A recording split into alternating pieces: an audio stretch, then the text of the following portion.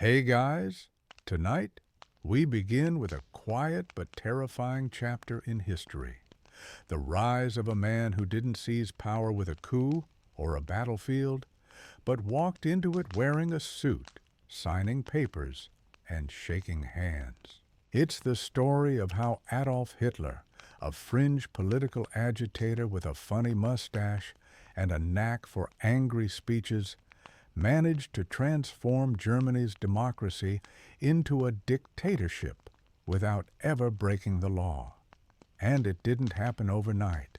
It took years, mistakes, and a strange mix of legal maneuvers, broken systems, and national exhaustion. So grab a seat, dim the lights, and let's take a slow walk through the events that turned a republic into a regime. Before we start, no one in post-World War I Germany sat up in bed and said, "I hope our democracy ends with a one-party police state." But that's the thing about history. It rarely announces itself with fanfare. It sneaks in through loopholes, backroom deals, and popular votes, and the Weimar Republic, Germany's fragile attempt at democracy after World War I, was already on thin ice by the time Hitler came onto the scene. Born from the ashes of Imperial Germany and the humiliating Treaty of Versailles, the Republic was riddled with political instability, economic disaster, and a population that didn't exactly love democracy in the first place. The 1920s were not roaring in Germany. Hyperinflation turned savings into dust. A loaf of bread could cost a wheelbarrow of cash. People burned banknotes for warmth. Meanwhile, paramilitary groups, political street fights, and beer hall speeches became regular entertainment. Enter the National Socialist German Workers' Party, the Nazis for short. They weren't a major force at first, just another angry group with a long name and louder rhetoric. Hitler had tried a coup before, in 1923, and it failed so badly he landed in prison. But jail didn't break him. It gave him time to write, to rethink, to plan, and what he realized was chilling in its simplicity. If the system couldn't be broken from outside, it could be conquered from within, legally, slowly, one vote, one speech, one crisis at a time. By the late 1920s, the global economy tanked. The Great Depression hit Germany hard. Businesses collapsed, unemployment soared, and when people are hungry and scared, they look for someone to blame. The Nazis offered plenty of targets: communists, Jews, the treaty, the old elites, anyone but themselves.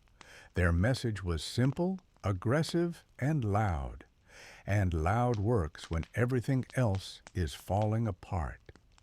In 1930, the Nazis went from political joke to second largest party in parliament. By 1932, Hitler was running for president.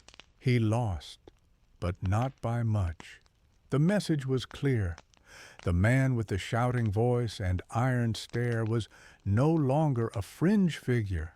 He was a contender, and he had millions of followers, including workers, veterans, and terrified middle-class voters who wanted stability at any cost, even if that stability came wrapped in boots and banners. Still, Hitler didn't storm Berlin. He didn't take power by force. What happened next is perhaps the most unsettling part of the story. He was appointed, legally. On January 30th, 1933, President Paul von Hindenburg, an aging war hero who thought he could control Hitler, named him Chancellor of Germany. Not because he believed in him, but because the country was paralyzed. Elections had produced gridlock. No party could govern. The elites hoped that by giving Hitler a little power, they could calm the storm and keep control.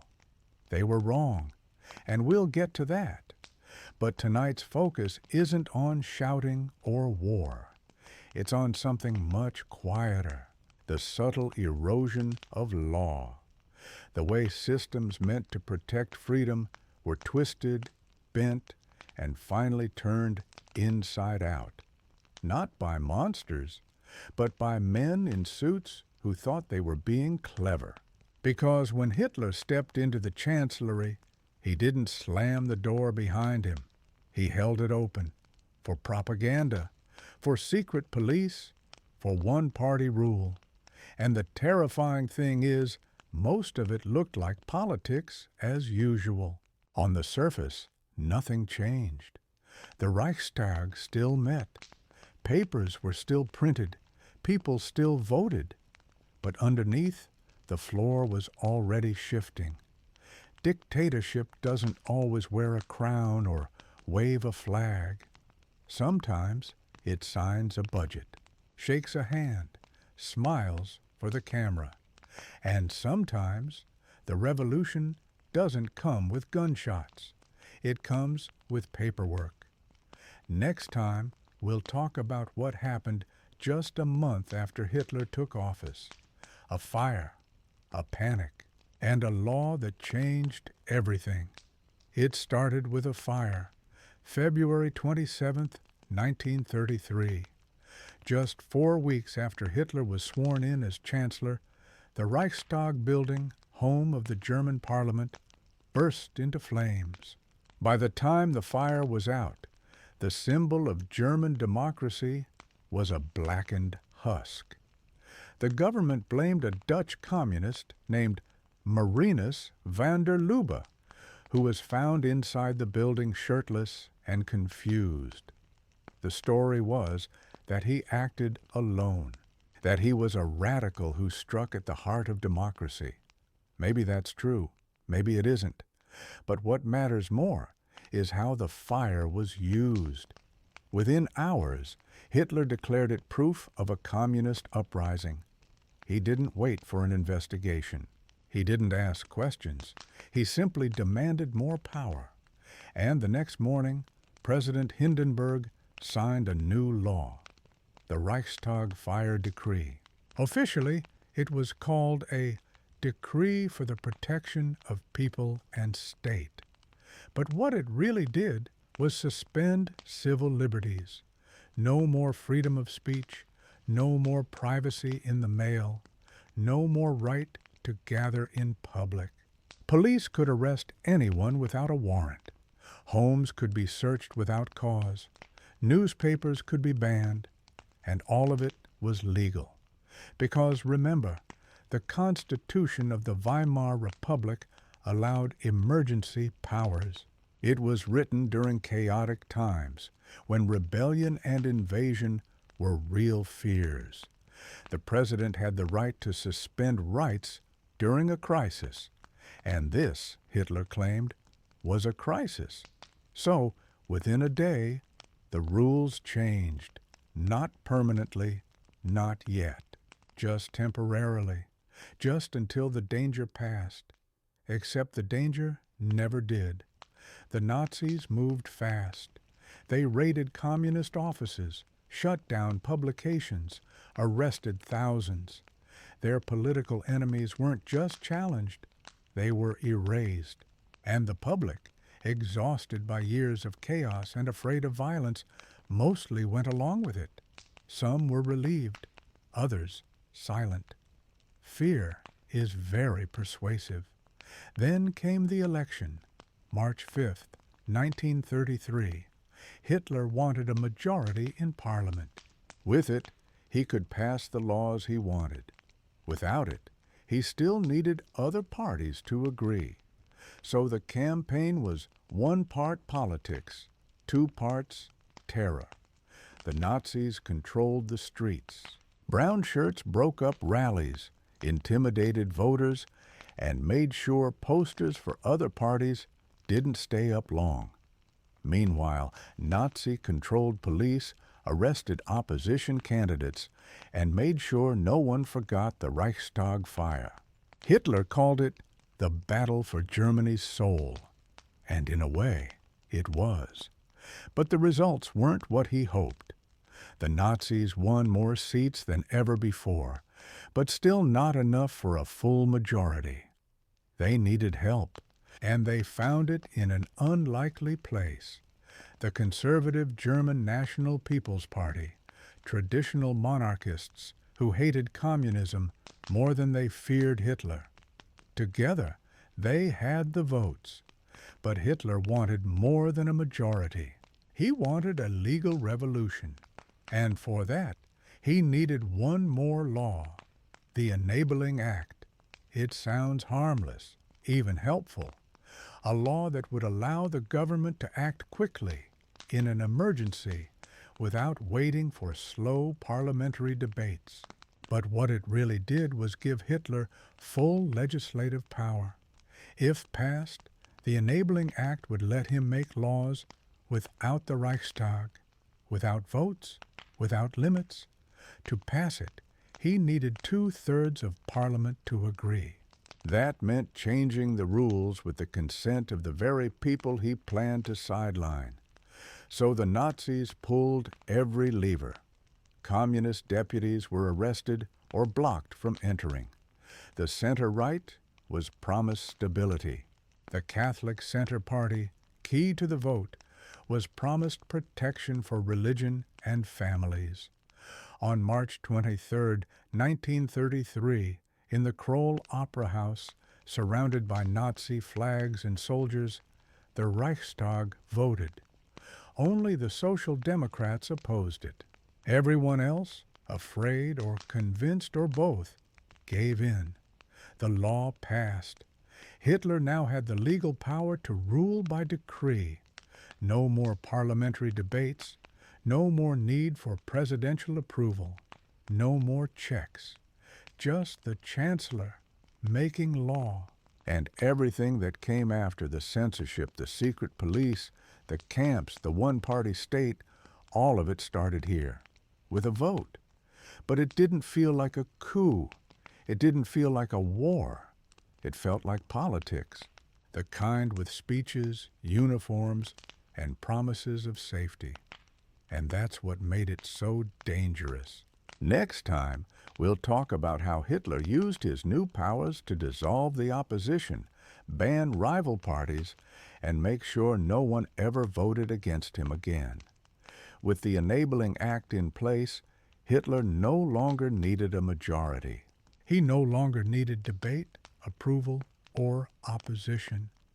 The legal machinery of the German Republic still existed on paper, but in practice it now belonged to him, and he wasted no time turning that paper into a weapon.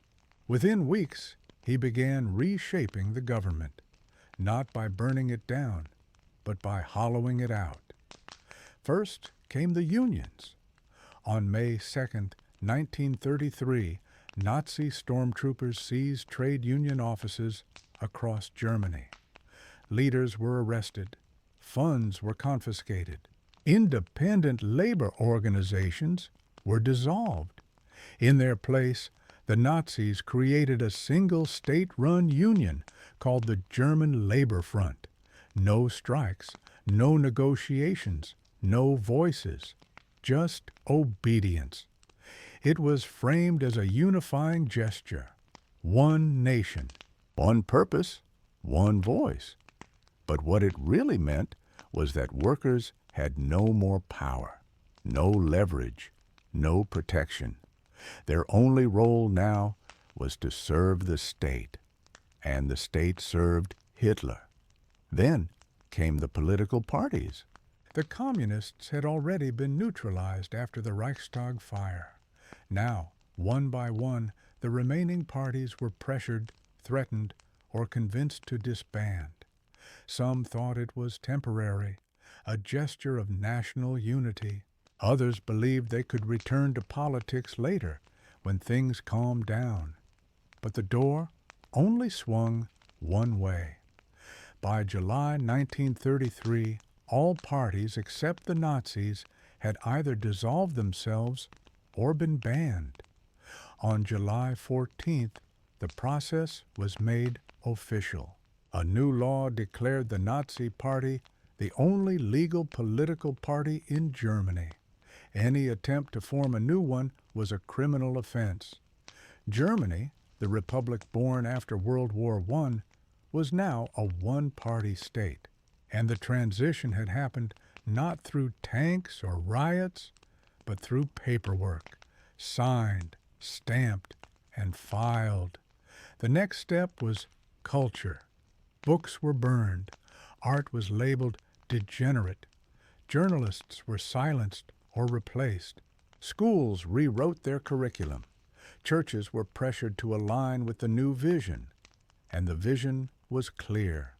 A nation rebuilt on purity, obedience, and the myth of rebirth. But myths need enemies, and Hitler never stopped naming them. The Jews, the Marxists, the intellectuals, the foreign press, anyone who didn't fit the new mold. On the surface, daily life for many Germans continued. Trains still ran, shops opened, families went to work. But the atmosphere had changed. Whispers replaced conversations. Fear replaced debate. People looked over their shoulders, even in their own homes. The Nazi Party wasn't just a political group anymore. It was becoming a state within the state. Loyalists were placed in key positions. Judges, teachers, police officers, civil servants were purged. The phrase political reliability became more important than competence. And then there was the SA, the paramilitary wing of the Nazi Party. Brown uniformed, loud, and violent. They had helped Hitler rise to power, intimidating voters and smashing rivals. But now they were a problem. Their leader, Ernst Röhm, had his own ambitions. He wanted the SA to become the core of a new German army. That idea did not sit well with the actual army, or with Hitler. The traditional military still held power, still had weapons, and Hitler needed them for what came next. So he made a choice. He would sacrifice the SA to win the army's loyalty, and in doing so, take one more step toward absolute control. Next time, we'll talk about what happened during the Night of the Long Knives, a purge that showed Germany and the world exactly how far Hitler was willing to go to keep power. It was late June 1934. Hitler had been in power for over a year. His enemies in Parliament were gone. The laws had been changed. The people were being reshaped. But one part of the old system remained intact: the army. The Reichswehr, Germany's military, was not loyal to the Nazi Party. It was loyal to itself. It answered to President Hindenburg, not Hitler. And while generals watched the chaos of Nazi politics with caution, they also feared losing their power, especially to the SA.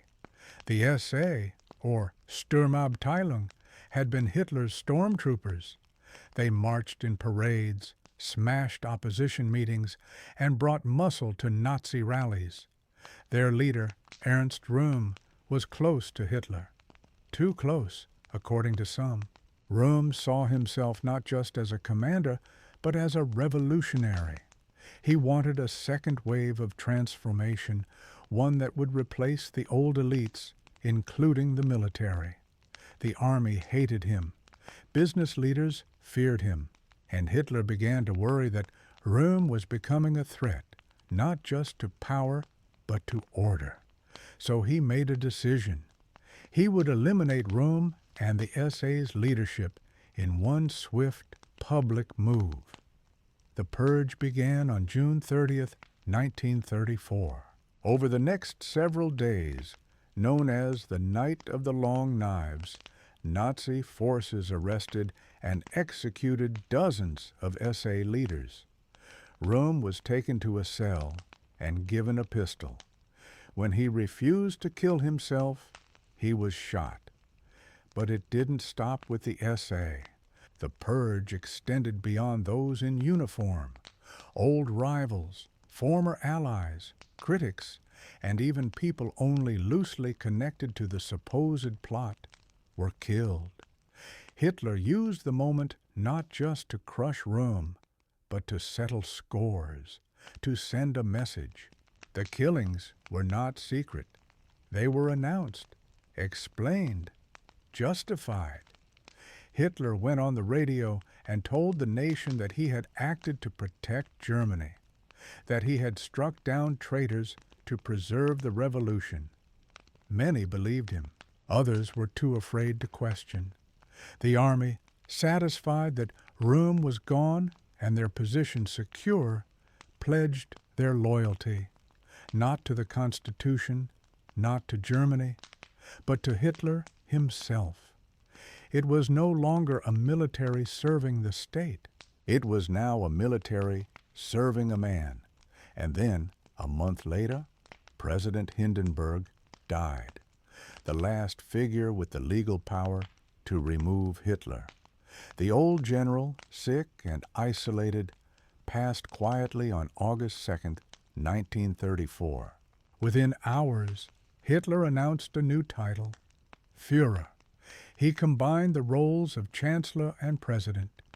There would be no new election, no succession, just one man holding absolute authority. A national vote was held, but it wasn't a real choice. Ballots were not private. Opposition was not tolerated. The results showed over 90% in favor. Whether true or not, it didn't matter. The power was his. What began as a democracy was now something else entirely. The institutions still existed. The offices still had names, but all of it pointed in one direction. All decisions flowed from one source, and many Germans, watching the chaos of the past decade disappear, welcomed it. The economy was improving, jobs were returning, streets felt safer, trains ran on time. It felt like order had been restored. But it was a quiet order, built on silence and fear. And behind that silence, a machine was being constructed. A state that could see everything, hear everything, and punish anything. By the end of 1934, Hitler had power. Legal power, voted, signed, sealed. But keeping power required more than laws. It required eyes, ears, a system that could reach into every corner of German life and make sure no one stepped out of line. That system didn't arrive all at once. It grew quietly, steadily, piece by piece. The foundation was the police, not just the normal police, but a reshaped, restructured force. The Gestapo, short for Secret State Police, began as a small office in Prussia, but under Nazi rule it expanded rapidly. It wasn't large in numbers.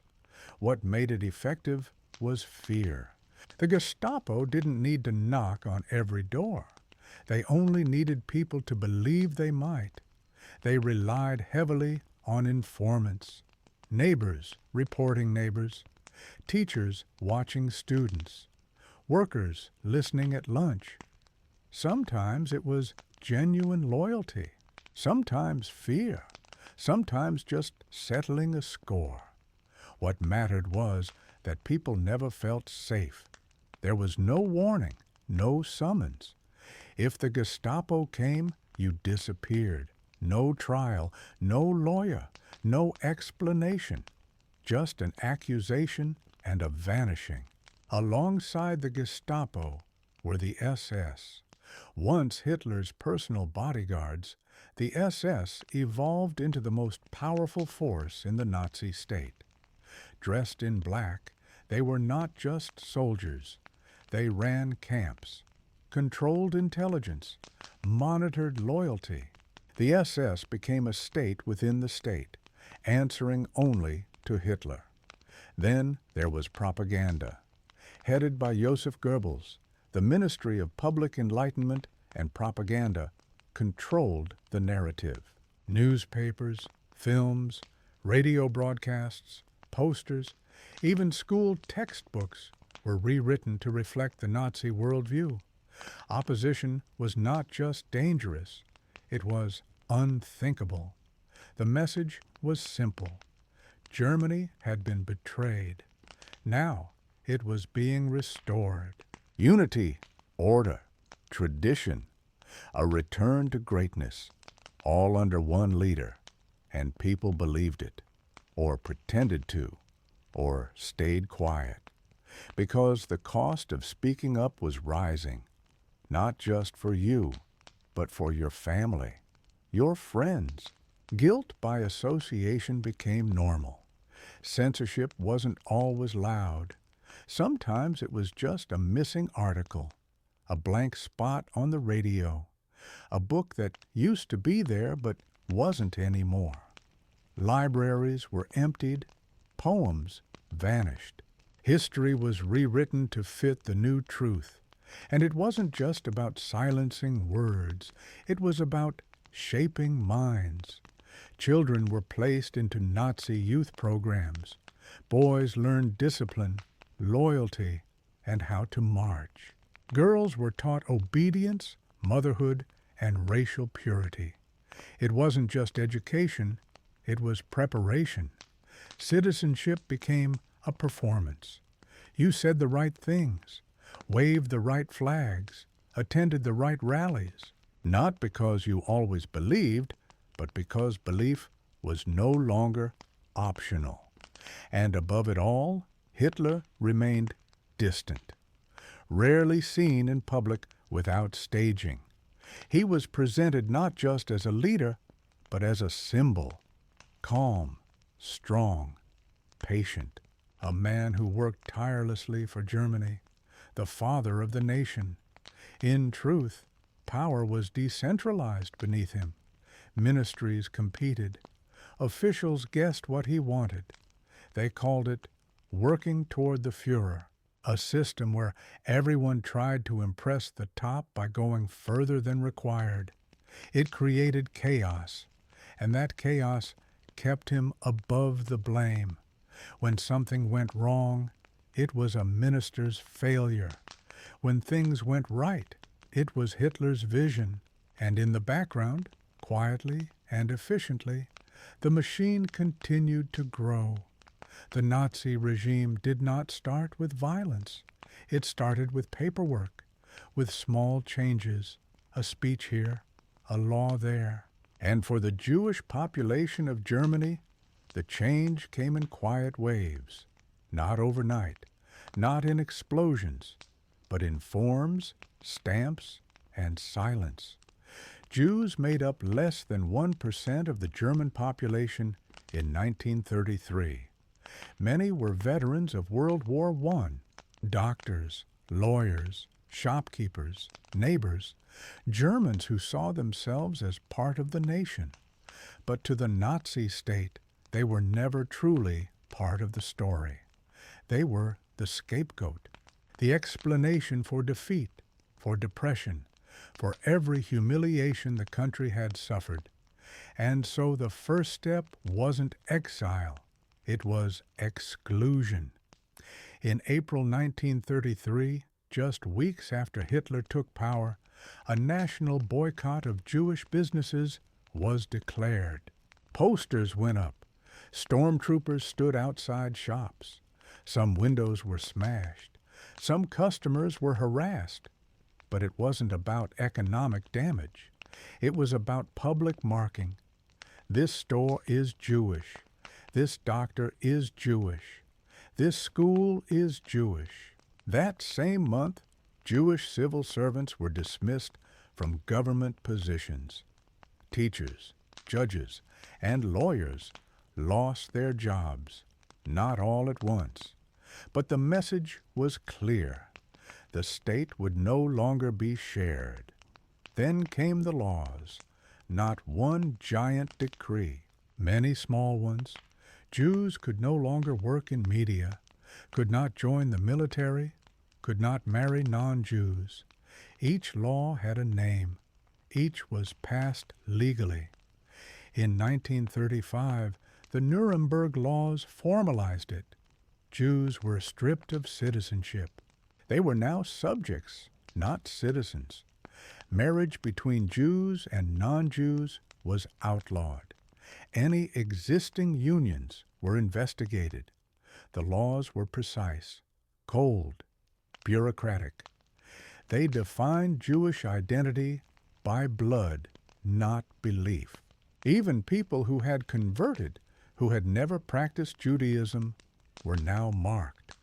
A person with 3 Jewish grandparents was classified as fully Jewish, regardless of their life, and the penalties were steep. Marriage violations led to prison.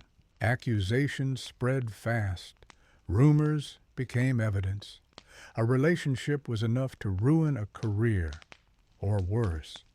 The Nazi regime didn't need every German to believe the ideology.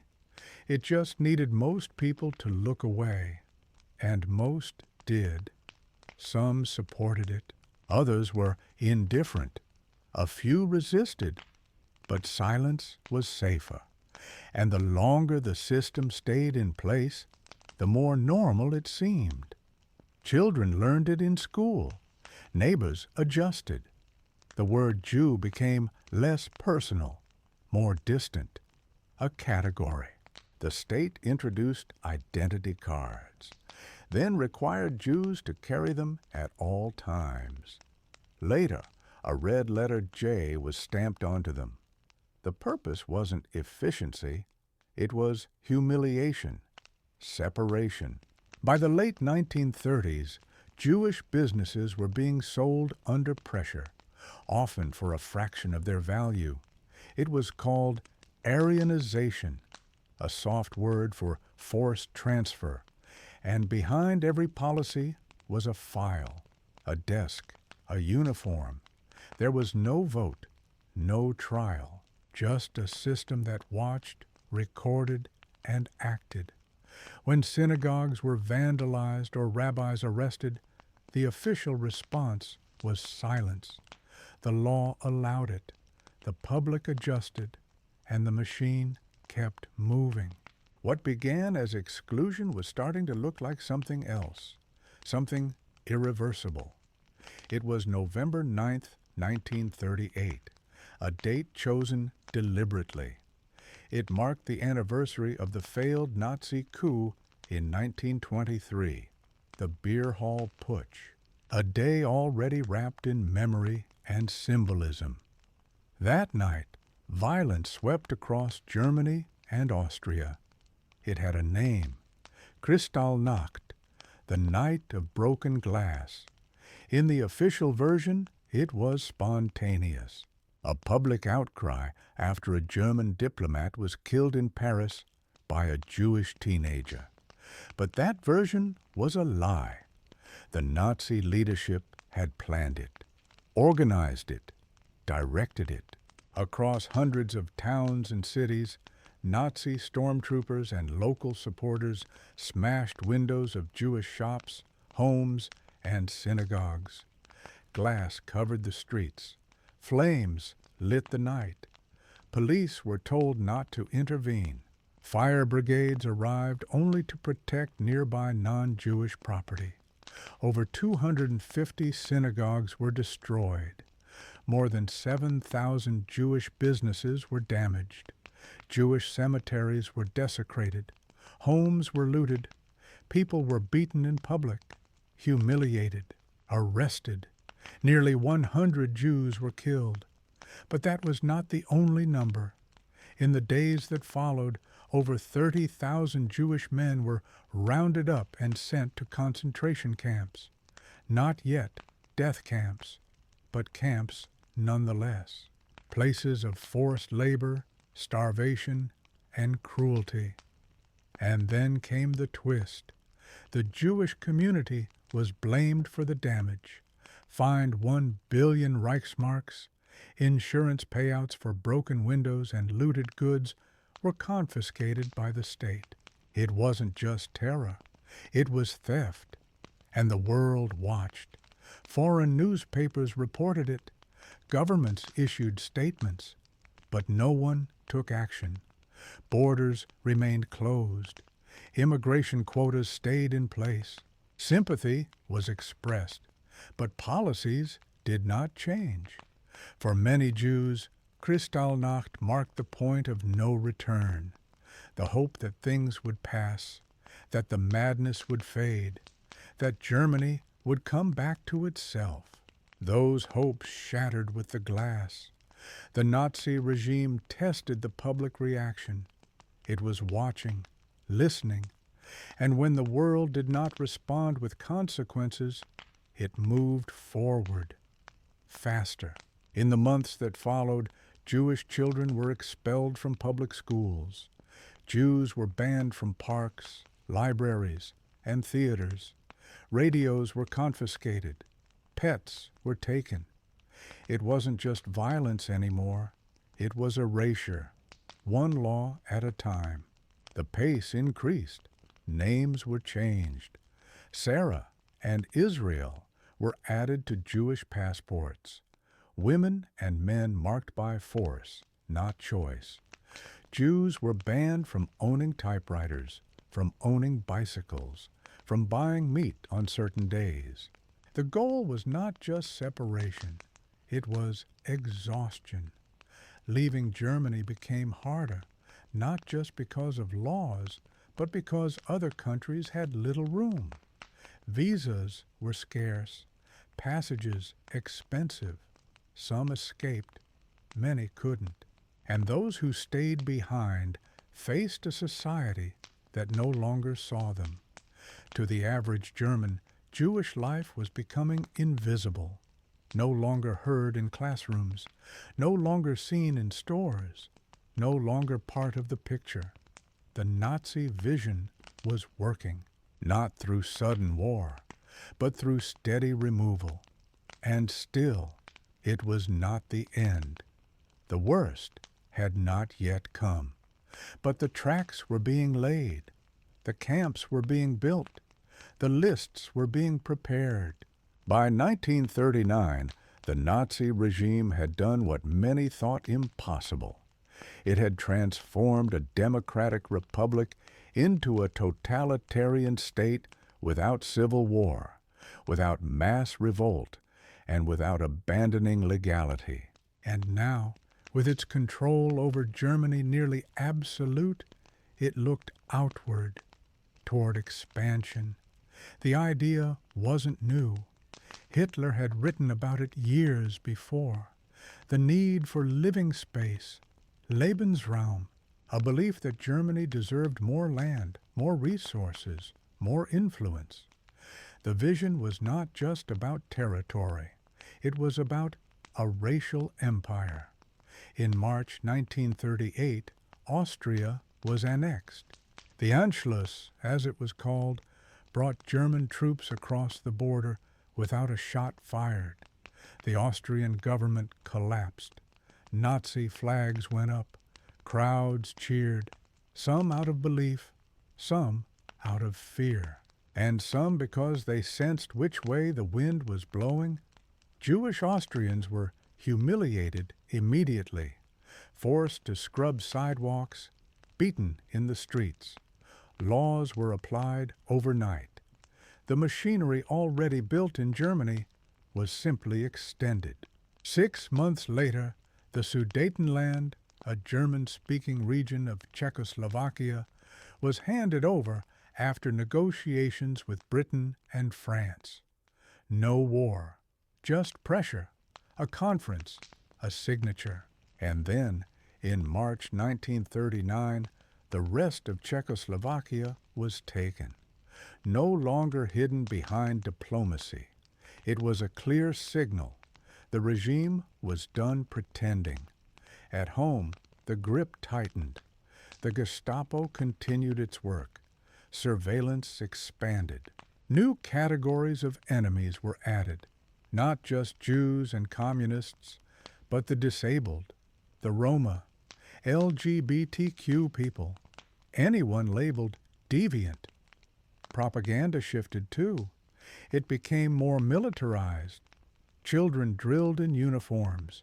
Posters showed strength, unity, and the threat of outsiders. The country was being prepared. Then, in August 1939, came the unexpected. Germany and the Soviet Union signed a non-aggression pact. Two ideologies, seemingly opposed, now stood side by side. In secret, they agreed to divide Eastern Europe between them. A week later, on September 1st, 1939, German forces invaded Poland.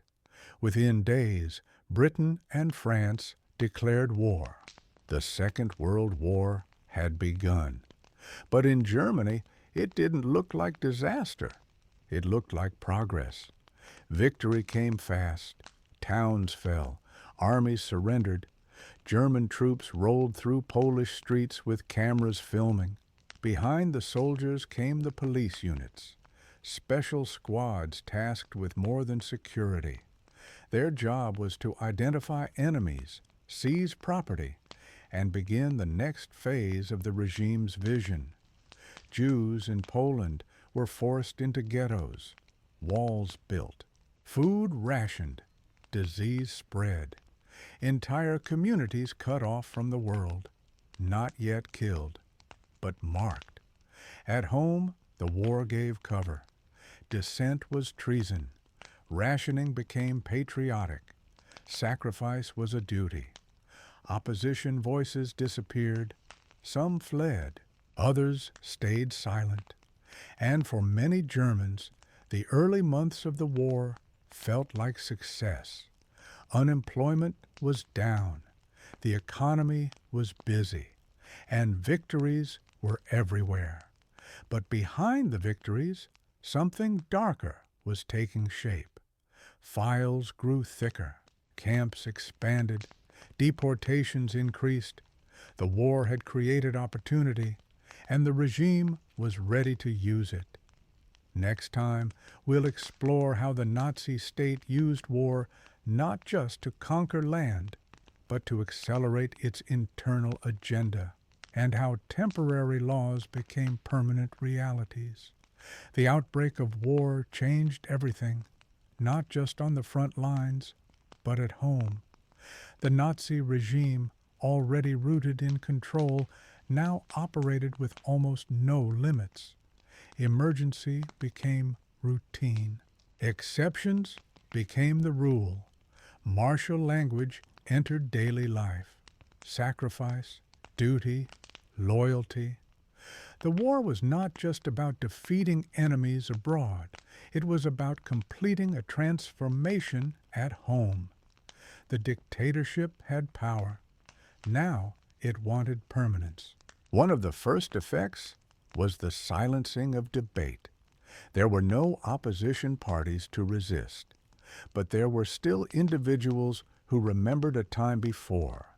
Intellectuals, clergy, civil servants, even some military officers.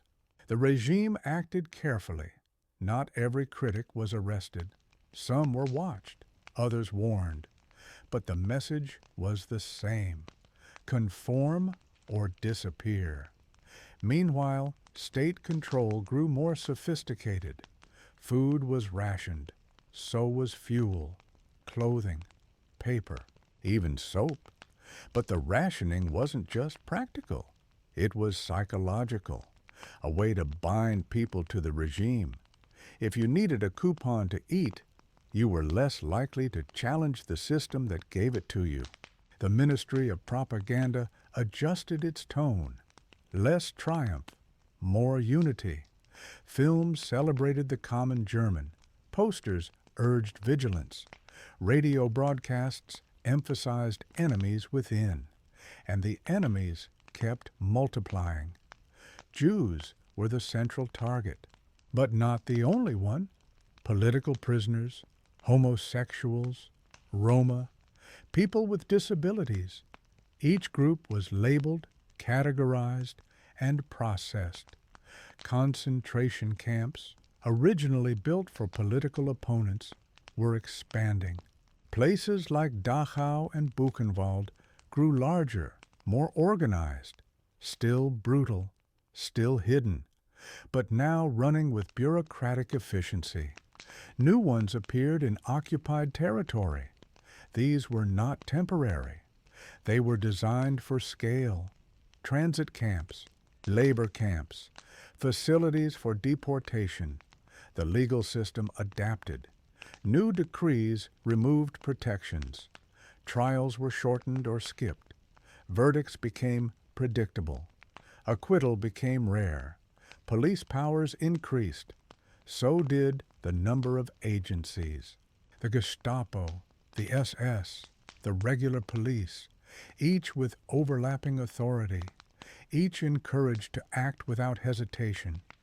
This chaos wasn't a mistake. It was a feature. With no clear lines, power flowed upward. No one could say what the law really was, only what the Führer might want. And what he wanted became clearer every day. A society that looked unified, sounded unified, marched in step. Dissent moved underground. But even there, it was weak. There were no parties to organize it, no newspapers to spread it, no unions to protect it. Just individuals, isolated, unsure who to trust. Some resisted, quietly. A leaflet passed, a joke whispered, a warning given. But the risks were enormous. Entire families could be punished for one remark. Meanwhile, support for the regime remained strong, especially after early military victories. The public saw a return to national pride, a reversal of Versailles, a rising economy. And for many, the benefits outweighed the fear, so they stayed quiet, or believed what they were told, or chose not to look. By 1940, the Nazi state no longer needed to convince. It only needed to continue. The laws were in place. The institutions were reshaped. And the public, through fear, belief, or habit, had largely adapted. Control didn't feel like crisis anymore. It felt like normal. This normalcy was deliberate. It didn't rely on constant violence. It relied on routine, systems that appeared orderly, offices that ran on schedules, officials that spoke in formal tones, oppression disguised as administration. The war effort deepened this pattern.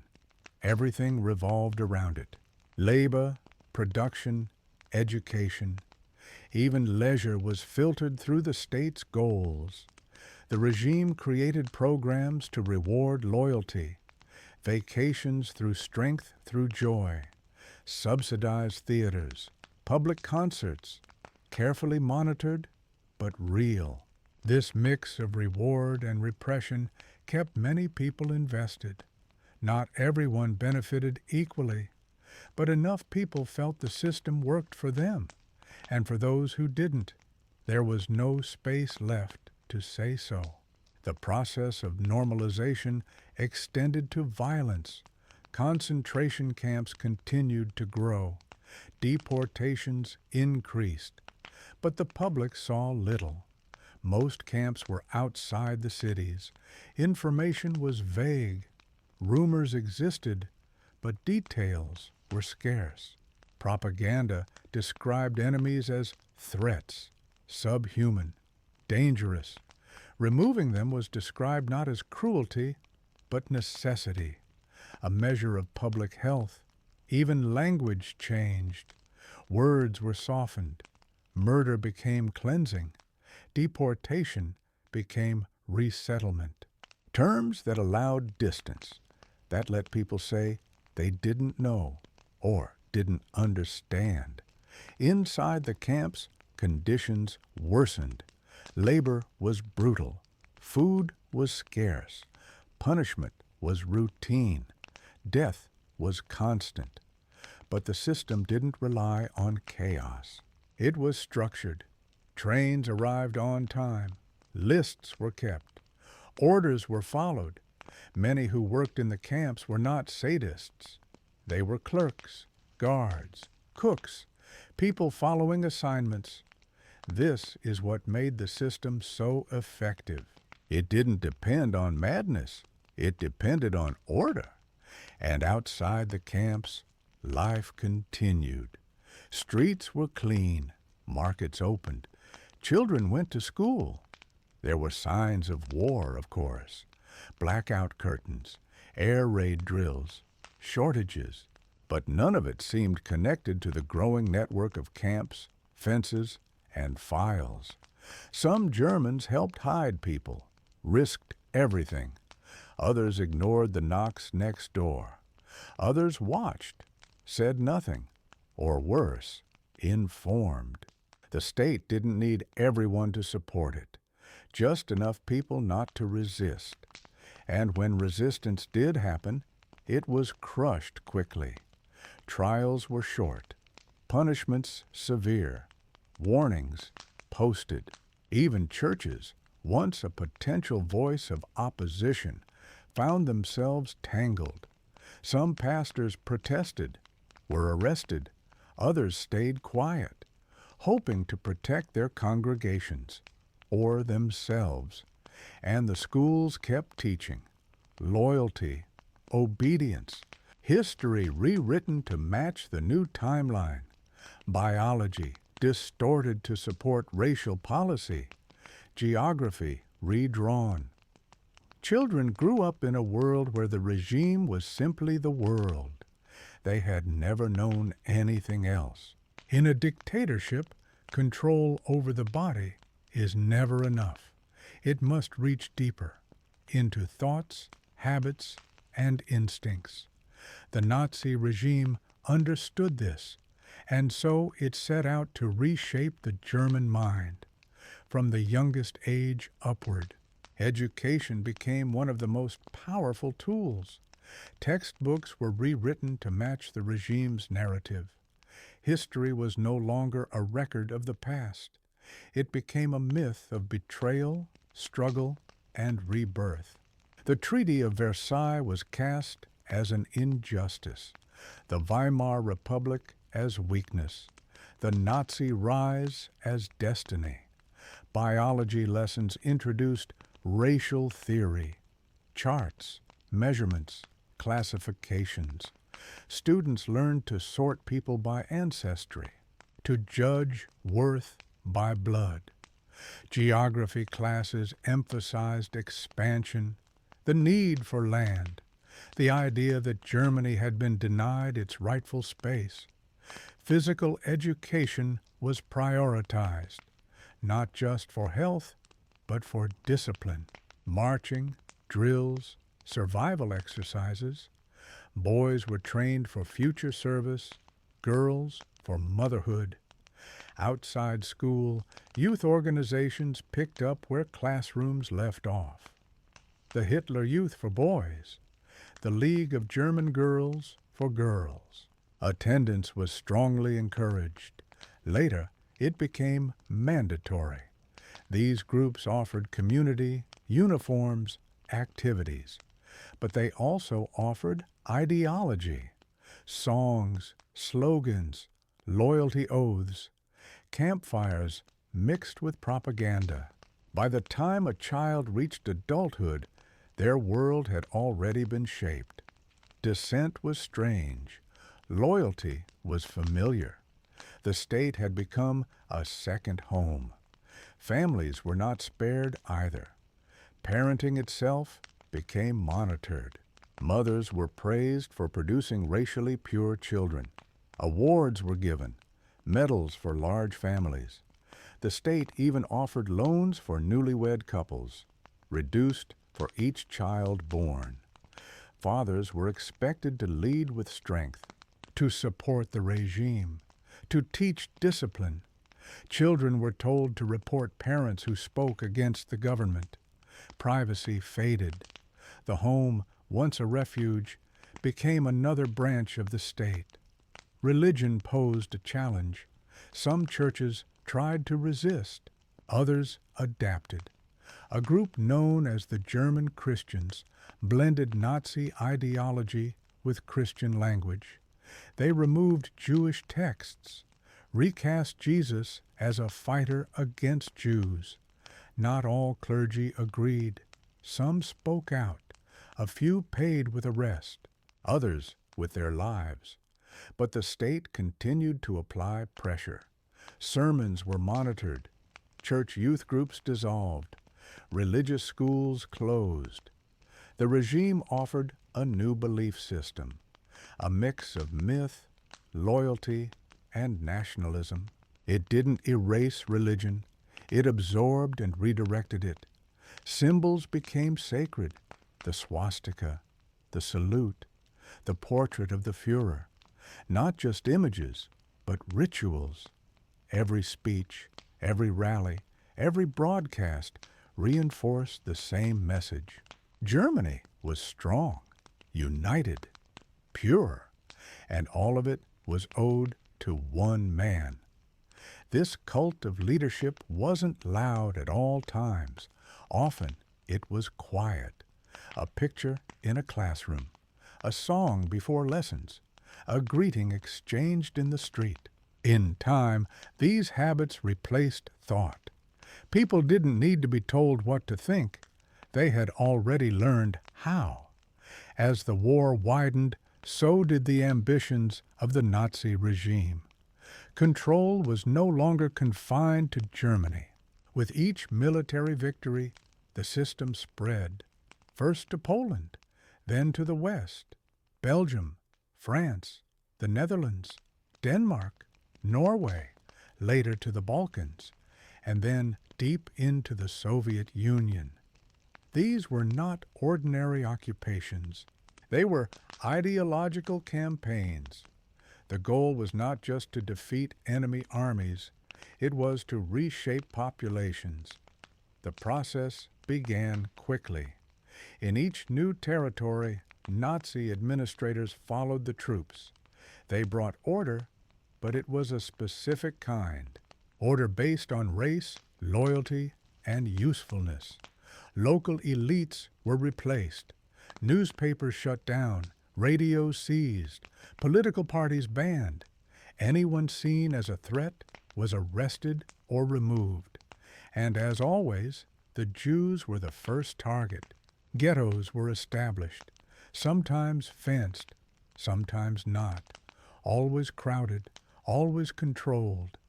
In places like Warsaw, entire neighborhoods were sealed. Food was rationed to starvation levels. Disease spread. Black markets emerged. Smuggling became survival. But even this was not the final goal. The ghettos were a stage, a place to gather people before what came next. Inside Germany, deportations increased. Trains left daily, headed east. Official explanations were vague: resettlement, labor, relocation. But families didn't return. The machinery was becoming more organized, lists prepared, routes planned, paperwork filled out. At first, death came through bullets. Mobile killing units followed the army into the Soviet Union. They rounded up Jews, communists, and others, took them to fields, forests, pits, shot them, buried them. Tens of thousands killed in weeks, then hundreds of thousands. But bullets were slow, public, sometimes witnessed. and they left physical and emotional tolls on the shooters. So new methods were explored, quieter, more hidden, more efficient. Camps were adapted. Some already existed. Others were built from scratch. Fences, barracks, gas chambers. The shift was gradual, bureaucratic. Orders passed down, construction approved, trains rerouted. Each step on its own could be explained, but together they formed something else entirely. The Nazi state did not announce a plan for extermination. It unfolded through actions, euphemisms, silence. Some officials claimed not to know. Others claimed they had no choice. Most followed orders. A few gave them. And still, in Berlin, in Hamburg, in Munich, life continued. Children went to school, trains ran, theaters opened. For those not targeted, the signs were faint. A neighbor gone, a business closed, a familiar name missing. But for those inside the system, there was no doubt. The final solution did not begin with a single command. It emerged through meetings, memos, and momentum. There was no public announcement, no speech declaring genocide, just a steady escalation. In January 1942, a conference was held in a villa outside Berlin. It was a short meeting, less than 2 hours. 15 officials attended. Many were middle-level bureaucrats. Few were well known. But the meeting would shape the future. It was called the Wannsee Conference. The goal was coordination, not whether to act, but how. Departments shared information. Jurisdictions were clarified. Euphemisms were used throughout. Evacuation of Jews to the east. Special treatment. Final solution of the Jewish question. But the meaning was understood. The goal was extermination. The plan covered millions. Jews from Germany, Poland, France, the Netherlands, Hungary, and other countries. Men, women, and children. Trains would carry them east, to camps designed not for detention, but for death. Some were already operating. Others were expanded or built. Belzec, Sobibor, Treblinka, Chelmno, Majdanek, Auschwitz. Each had its own methods. Some used gas vans, others gas chambers. The process was mechanical. Victims were told they were being relocated or showered. Their belongings were collected. Their names removed. The killing was systematic, daily. Trains arrived, people processed, bodies burned, ashes dumped. The scale was enormous. Entire communities vanished. Centuries of culture ended in weeks. Inside Germany, most people did not see the camps, but some heard rumors. Some saw train cars passing. Others saw belongings sold in second-hand shops. Information leaked, but it was vague, deniable, and the regime continued to frame everything as necessary, as protection, as defense. Propaganda painted Jews as dangerous, carriers of disease, planners of conspiracy, enemies of the nation. This constant repetition allowed ordinary people to justify what was happening, or at least to avoid asking questions. Some helped willingly, others through fear, many through habit. Station masters guided trains. Clerks processed names. Guards opened gates. The killing didn't rely on fanaticism, it relied on routine. And for every camp, there was a system of paperwork. Transports logged, numbers counted, reports filed, orders signed. The language stayed official, clean, detached. As the war continued, the killing accelerated. Deportations from Western Europe increased. Jews from France, the Netherlands, and Belgium were sent east. Few returned. At the same time, other victims were targeted. Roma, disabled people, Soviet prisoners of war, homosexuals, political prisoners. Each group had its own file, its own category. The goal was purification, not just military victory, but racial victory. And it was all done with the appearance of order. Trains that ran on time, guards in uniform, camps arranged by number. The Nazi camps were not all the same. Some were labor camps, others were transit camps. A few were built only to kill, but all of them followed the same logic: separation, dehumanization, elimination. At the center of the system was Auschwitz. Located in occupied Poland, it began as a prison camp. It later expanded into Auschwitz I, Auschwitz II Birkenau, and Auschwitz III Monowitz. Together, they became a symbol of industrialized murder. Trains arrived daily, packed with people from across Europe. Each train was met by guards and dogs. Orders shouted, selections made, men to the left, women and children to the right. Sometimes doctors performed these selections, sometimes officers, sometimes the choice was random, but the result was usually the same. Those deemed unfit for labor were led to the gas chambers, told to undress, told they were going to shower, their clothes neatly folded, their valuables taken. Then the doors were sealed, gas was released, Zyklon B, a pesticide. Victims died in minutes. Their bodies were removed, hair shaved, gold teeth extracted. Then the corpses were burned. The others, those allowed to live a while longer, were sent to barracks, cramped, dirty, cold. Food was scarce. Disease spread quickly. Labor was endless. Factories, quarries, construction. Prisoners worked until they collapsed. Then they were replaced.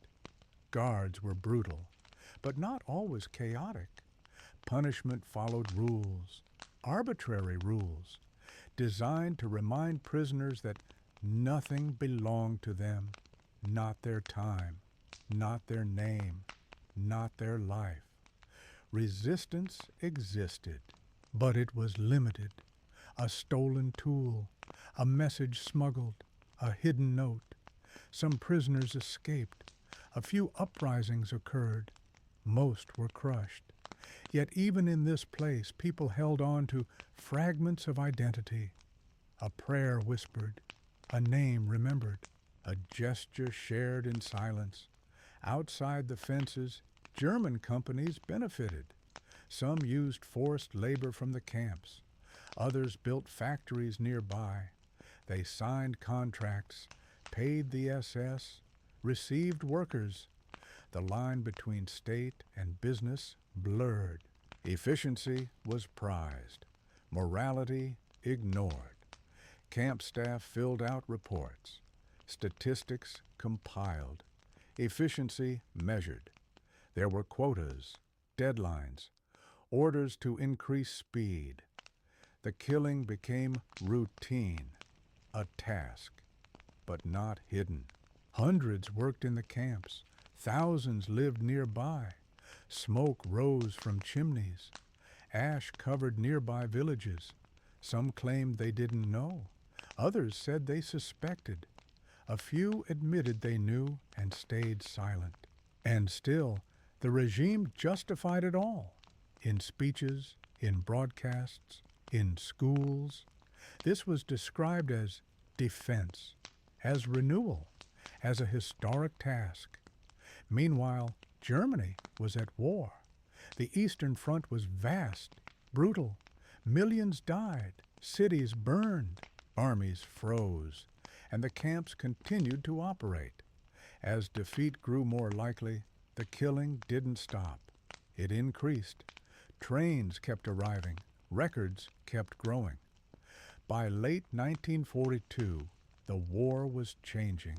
What had once looked like unstoppable expansion was slowing, then reversing.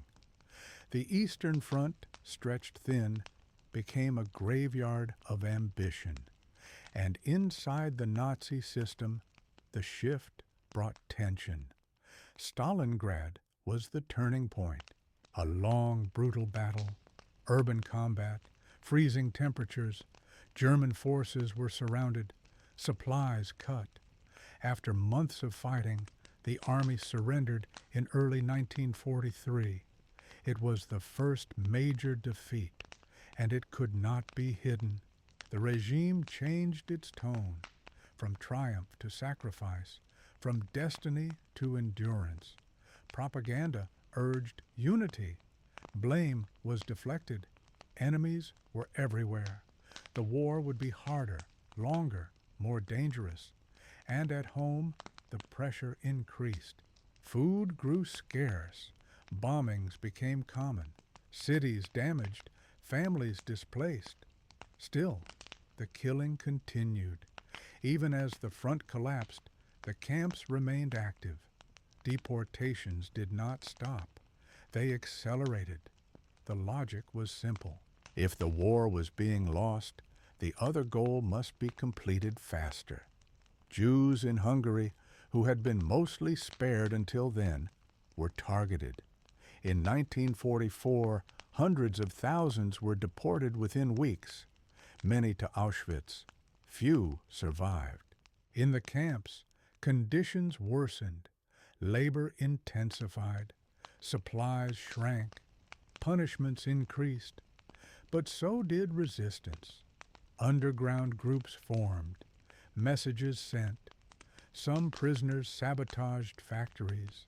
Others recorded names, hoping someone would survive to tell. Allied forces advanced. From the west, British and American troops pushed through France. From the east, the Soviet army closed in.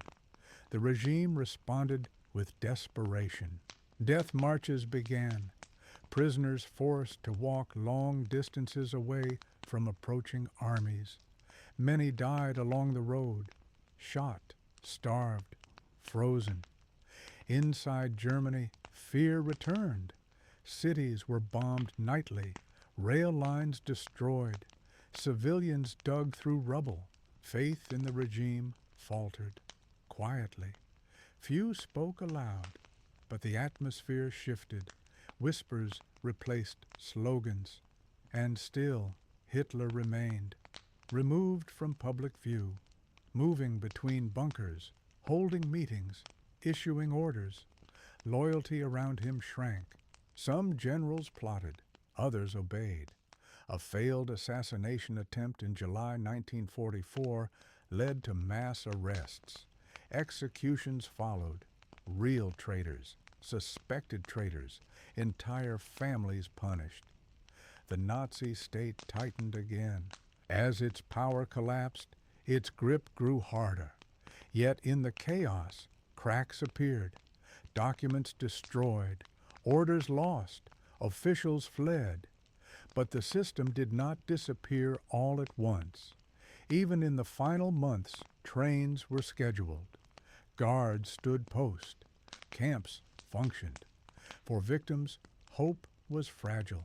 Liberation was rumored, then postponed, then real. In the spring of 1945, the regime began to fall, city by city, border by border. Allied troops moved deeper into Germany. The Soviet army approached from the east, British and American forces from the west. The collapse was rapid, but not clean. Fighting continued in towns and villages. Some German units resisted, others surrendered. Civilians fled in all directions. Roads were filled with carts, bicycles, and broken lines of people. Inside the camps, confusion turned to panic. Orders were vague. Some guards abandoned their posts. Others followed instructions to destroy evidence. Crematoria were demolished.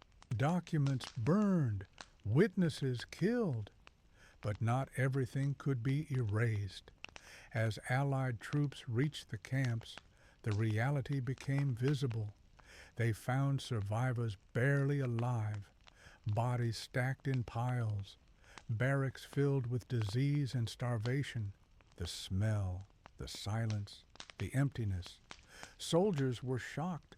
Photographs were taken, reports filed, but no image could fully explain what they saw. In Buchenwald, in Dachau, in Bergen-Belsen, the scenes repeated. Some prisoners had been left behind, too weak to move, too silent to speak. In the east, the Soviet army reached Auschwitz in January, the largest camp.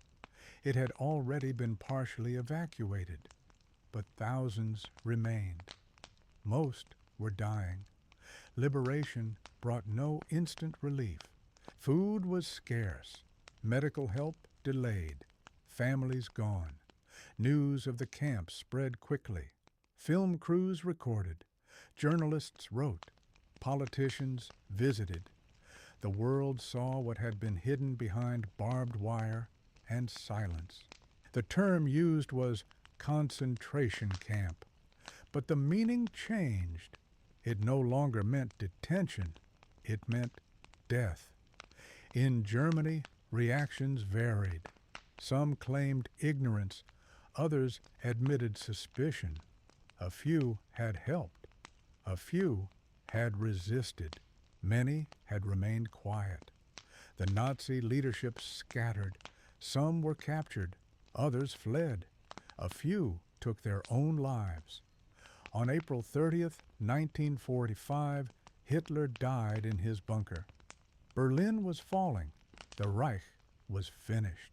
The war in Europe officially ended on May 8th. But ending the war did not end the story. The camps were still full of survivors, children without parents, people without names, the displaced, the lost. The question remained, what to do with those responsible? Soon, a new word entered the conversation, justice. With the war over, the world faced something new, a defeated nation, a shattered continent, and a crime too large for any existing law. The Nazi regime had collapsed, but its actions remained. The Allies divided Germany into 4 zones: American, British, French, and Soviet. The goal was rebuilding, but also reckoning. The question was how to respond. Some wanted swift punishment. Others wanted careful trials. In 1945, an agreement was reached. A tribunal would be held in Nuremberg. The city had once hosted Nazi rallies. Now it would host their judgment. The Nuremberg trials began in November. 24 major Nazi leaders were indicted. Not all were present. Some had died. Others had fled. The charges were new: crimes against peace, war crimes, crimes against humanity. These were not just legal terms. They were attempts to define what had happened. The evidence was overwhelming: documents, orders, speeches, photographs, testimonies.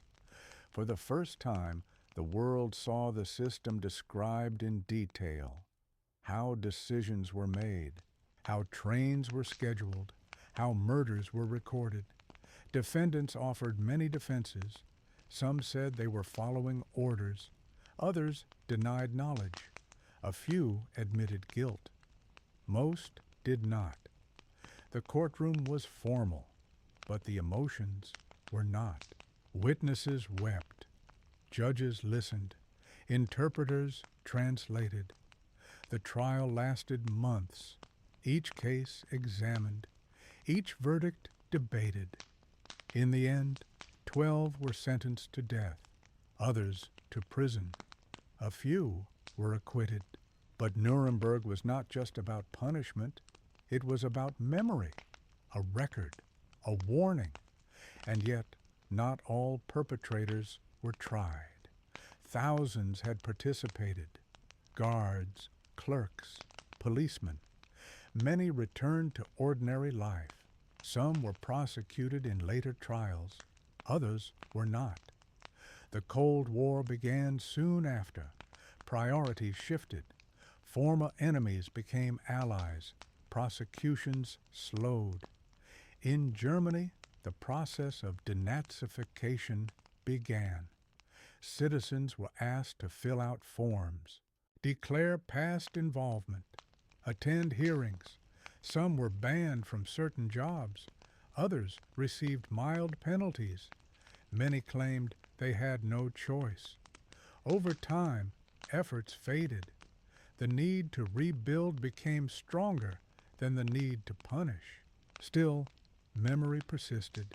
Survivors spoke. Some wrote books. Others gave interviews. Museums were built. Memorials erected. In schools, new textbooks were introduced. The truth was taught. Not everywhere, not at once, but slowly. And the camps became places of silence, then of remembrance. Visitors walked through barracks, read signs, saw names. The Nazi regime had tried to erase its victims. History did not allow it. The Nazi regime did not come from nowhere. It rose through choices, small ones, made by individuals, institutions, communities, and over time, these choices built a system that killed millions. At first, it looked like order, stability, a response to crisis. The Weimar Republic had struggled: economic collapse, political violence, national shame. The Nazis offered certainty, simplicity. People wanted jobs, security, direction, and the regime provided them at a price. That price was freedom, dignity, truth. But the exchange was not sudden. It was slow. A law here, a policy there, a rumor, a silence, a promotion. By the time resistance felt necessary, it felt impossible. What made the regime so dangerous was not only its leader. It was its structure, the way it blended legal forms with illegal aims, the way it rewarded obedience and punished reflection. It did not rely on chaos. It used routine, schedules, paperwork, uniforms. It was not only built by fanatics. It was staffed by ordinary people: teachers, drivers, judges. Most were not cruel, but they looked away or told themselves it wasn't their concern. The regime offered answers, but only its answers. Questions were not allowed. In school, children learned myths as facts. In newspapers, news became opinion. In courts, verdicts followed orders. Opposition was not destroyed overnight. It was worn down, co-opted, outlawed. The danger was not only in what was said, it was in what was no longer allowed to be said. Over time, silence became habit. Habit became loyalty, and the public adjusted. Jews became others, then outsiders, then enemies, then numbers. Neighbors vanished. Doors closed, and the system kept going. It fed itself with fear, with reward, with belief. And even when cracks appeared, many held on, hoping for victory, fearing change. The lesson is not only about Germany, it is about human nature, about how easily rights can be traded for comfort, how institutions can fail. Democracy is fragile. It depends on more than elections. It requires trust, law, courage. The Nazi regime showed how a democracy can be dismantled, piece by piece, and how legality can hide injustice. This is why memory matters, why the story must be told, not to shame, but to understand. The people who lived through it were not unlike those today. They wanted safety, belonged to families, went to work, voted, and yet they became part of something terrible. The warning signs were there. Long before 1933, anti-Semitism had existed in Europe for centuries. Conspiracy theories, violence, exclusion. It was not new. But in Germany, after the First World War, it gained new power. The defeat in war was shocking. The Treaty of Versailles humiliating. Economic collapse followed. Inflation made money worthless. Savings disappeared. Families suffered. People wanted someone to blame, and many looked to familiar targets: Jews, communists, foreigners, politicians. Extremist groups grew. Some shouted, others organized. The Nazi Party did both. Loud speeches, military uniforms, symbols that offered identity. At first, they were mocked. Too radical, too strange. But they kept going, publishing papers, holding rallies, building support. The failed coup in 1923 was a setback, but it brought attention. Hitler used his trial as a stage. He spoke calmly, presented himself as a patriot. He went to prison, wrote a book. When he returned, he changed tactics. Less street fighting, more elections, less shouting, more strategy. The party built a structure: youth groups, women's branches, local cells. They studied what worked, where votes were found. By 1930, the Nazis had seats in parliament. By 1932, they were the largest party. But they still lacked power. So they made deals, promised order, promised loyalty. Conservatives believed they could control Hitler, that he would bring votes, not change the system. They were wrong. In January 1933, he was appointed chancellor, not by revolution, but by law. Then the Reichstag fire, the emergency decree, the enabling act. Each step made legal, each one built on fear, on crisis, and the people adjusted. Some cheered, some waited, some left, but many stayed. The press was censored, books burned, unions dissolved, courts reshaped. Still, daily life continued. Shops opened, schools taught, radios played music. The shift felt distant, then closer. Jews were fired, marked, moved. The war was not yet begun, but the groundwork was finished. This is how systems form, through laws, through silence, through repetition. Hate was not introduced. It was amplified, and it fed on apathy. Different choices could have changed it, not all at once, but early. A stronger opposition, a louder press, a public less willing to trade rights for comfort. But those choices were not made. Resistance in Nazi Germany was rare, but it existed. Quiet, fragmented, risky, not always coordinated, not always successful, but it mattered. Some resisted early. Politicians from banned parties, socialists, communists, trade unionists, They tried to warn, publish, organize. Most were arrested, imprisoned, some executed. Others resisted later, after the war began, after the true nature of the regime became clearer. One group was the White Rose, university students in Munich. They wrote leaflets, printed hundreds, urged readers to think, to act, to not stay silent. Their words were calm, thoughtful, appeals to conscience. They were caught in 1943, tried, executed. Their names became symbols: Sophie Scholl, Hans Scholl, Christoph Probst. Another group was the Kreisau Circle, intellectuals, clergy, former politicians. They met in secret, discussed a different Germany, one based on law, on dignity, on peace. They did not stage attacks, but they planned for the future. When a plot to kill Hitler failed in July 1944, many members were arrested, tortured, hanged. That plot, led by military officers, nearly succeeded. A bomb placed in Hitler's briefing room.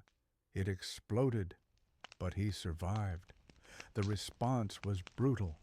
Thousands arrested, trials held in secret, sentences carried out quickly. Even within the church, resistance appeared. Pastor Dietrich Bonhoeffer spoke against the regime. He was arrested, later executed. Catholic bishops occasionally protested. Some defended the disabled, others the rights of the church. But most were careful. The risks were enormous. In everyday life, small acts of resistance occurred. A neighbor helping someone hide, a worker sabotaging equipment, a teacher refusing to teach certain ideas. These acts rarely stopped the system, but they defied it, and each carried a cost. The regime demanded loyalty, but even more, it demanded passivity. The absence of action was enough. To resist meant isolation, danger, and often death. That so many still tried is a measure of human courage. They did not expect victory. They acted from conviction, and their stories remind us that even in the darkest systems, light remains. Resistance was not large enough to stop the regime, but it preserved something important: the idea that not all were silent, that not all agreed. After the war, some survivors told their stories. Others stayed silent. The memory was painful, but the legacy endured. Schools named after the White Rose, statues raised, books written. When the war ended, the world was stunned. The camps, the testimonies, the photographs, the numbers. 6 million Jews killed, millions of others, Roma, disabled people, political prisoners, civilians caught in the machine. But knowing was not the same as understanding, and understanding took time. In Germany, the first response was silence. Ruins surrounded people, cities destroyed, families broken, resources gone. Survival took priority. Reflection came later. For years, many Germans avoided the topic. Some denied, others minimized. A few claimed they never knew. Trials continued, but they were fewer. The Cold War shifted attention. New alliances formed, old crimes forgotten. Some Nazis built new lives, changed names, moved abroad. Others returned to work, in business, in government, in education. It was not until the 1960s that deeper reflection began. A new generation asked questions about their parents, their teachers, their country. Television broadcasts showed footage from the camps. Books were published, films produced, protests followed, demands for accountability, for honesty. In time, Germany began to confront its past. Memorials were built, museums opened, education changed. Students visited concentration camps, learned the history, not just of war, but of ideas. In 1990, after reunification, the process deepened. The files of the East German secret police opened. More stories surfaced. Memory became public. Stumbling stones were placed.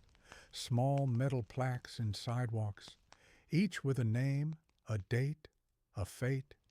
They appeared outside homes, schools, offices.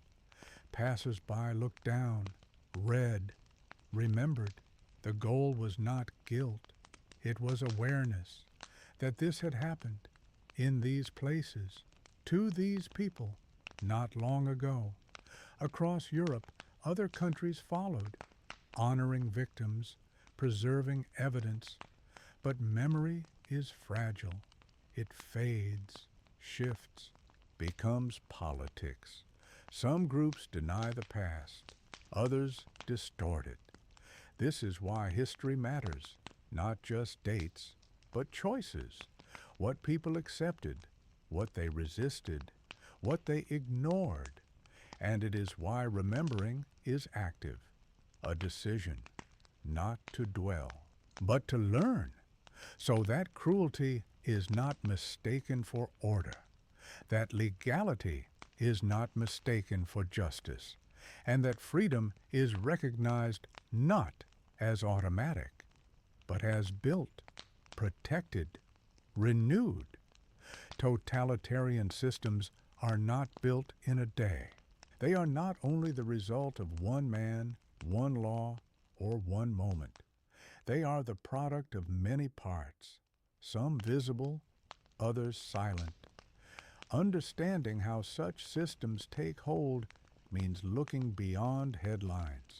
It means asking how ordinary people become participants, or bystanders, or tools. The Nazi regime thrived on structure, on clarity, on hierarchy. People were given tasks, clear roles, promotions for success, punishment for failure, and the system rewarded those who followed, who did not question, who acted efficiently. Morality became detached from action. People stopped asking if what they did was right. They asked if it was permitted or expected. When people focus only on their function, systems grow without limits. There was also fear, real and constant. Neighbors informed on each other. Children listened to parents. A word could lead to a visit, or worse. But fear alone does not explain everything. There was also belief. Many believed in the regime, in its promises, its version of history, its future. They did not think of themselves as cruel. They thought of themselves as loyal, patriotic. This is the danger. When cruelty is wrapped in virtue, when exclusion feels like duty, propaganda helped. It did not need to be clever, just constant. Posters, radio, school books. It repeated ideas until they sounded familiar, then reasonable, then necessary. And there was exhaustion. People tired of debate, of crisis. They wanted peace, simplicity, someone to decide. The regime offered that at the cost of complexity, at the cost of others. This pattern is not unique. It can appear in many places, at many times. That is why the story of 1933 is not only about Germany. It is about human systems, and the systems we build reflect the choices we make. Freedom is not only a right, it is a responsibility. It requires listening, disagreement, tolerance, doubt, and it requires vigilance, because history does not repeat, but it echoes. Looking back, it is easy to see the pattern, the laws, the speeches, the violence, each step a warning.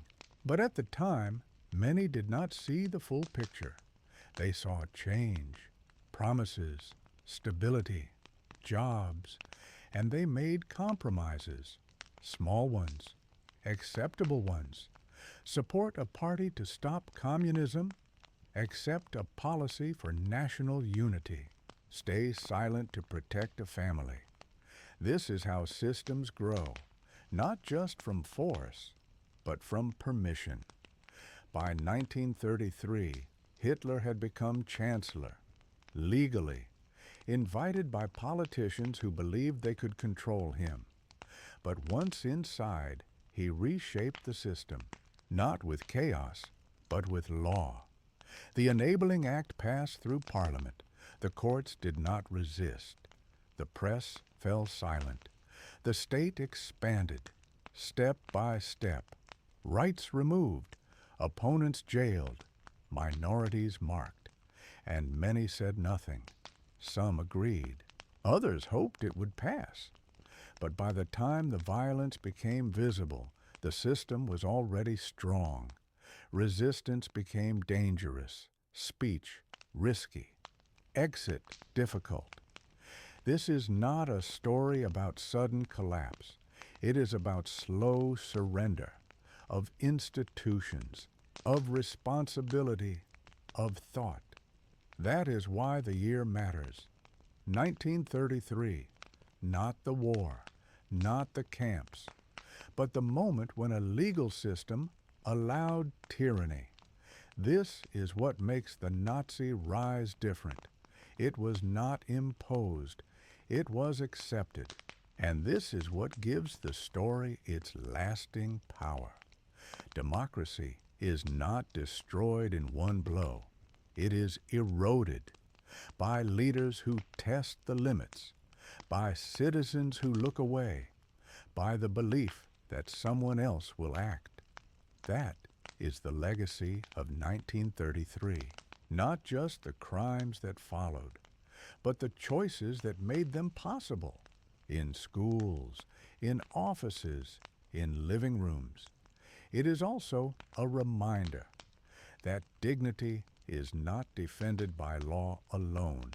It is defended by people, people who question, who resist, who vote. History is not just what happened. It is also what is remembered, how it is told, who tells it, and why. The story of 1933 is one of transition, from democracy to dictatorship, from law to terror, from freedom to fear. It did not begin with war or with death camps. It began with words, with speeches, with promises, and with silence. The silence of those who could have spoken, the delay of those who could have acted. The regime did not invent hatred. It amplified it. It turned suspicion into policy, and policy into action. It found allies in fear, in ambition, in habit, and it built a system that appeared ordinary. Offices, forms, jobs. This is why it was so effective. It did not feel extreme until it was, and by then the exits were closed. The lesson is not only about evil, it is about indifference. The idea that politics is distant, that power does not concern the everyday, but it does. The story reminds us that values must be practiced, not just spoken, that freedom needs defenders, not only at borders, but in classrooms, in courts, in conversations. It reminds us that leaders matter. but so do followers. That responsibility is shared. The Nazi regime fell, but the ideas did not disappear. That is why memory matters, why history is not a collection of dates, but a guide. The past cannot be changed, but it can be known. And through knowing, it can teach. Teach how to recognize early signs, how to protect institutions, how to respond with principle, not panic. It teaches that democracy is not permanent. It must be renewed, re-examined, re-protected, and that silence is never neutral. This story began in crisis, in a country broken by war, burdened by debt, divided by politics. Germany in the 1920s was uncertain, chaotic, fragile. People searched for answers, for order, for someone to follow. The Nazi Party offered direction, identity, a vision. It blamed outsiders, rejected compromise, demanded loyalty, and it used the tools of democracy to end democracy. Once in power, it did not need to declare tyranny. It built it through rules, through fear, through structure, and the world watched. Some warned, some excused, some ignored. The result was not only war, it was genocide. It was silence. It was a system that marked people by birth, that erased names, that counted bodies. But it was also a system of choices. Each official, each guard, each neighbor, each moment of looking away, and each act of courage, each leaflet, each refusal, each memory carried forward. Today, the story stands as more than history. It is a mirror to ask what we allow, what we resist, what we choose. Democracy depends on more than laws. It needs participation. Justice depends on more than courts. It needs compassion. Freedom depends on more than rights. It needs responsibility. The story of 1933 is not about monsters. It is about people. People who believed, who obeyed, who adjusted, and people who questioned, who resisted, who remembered. In every time, in every place, the same decisions remain. What we accept, what we challenge, what we protect. The past is not gone. It lives in memory, in warning, in choice. And it reminds us that the line between freedom and its loss is thin. That silence helps power, and that speech, even quiet, still matters. Let this story be a reminder that what begins in hope can end in darkness, unless it is watched, held, repeated, not to relive it, but to ensure it never returns. Subscribe to the channel Sleepy History.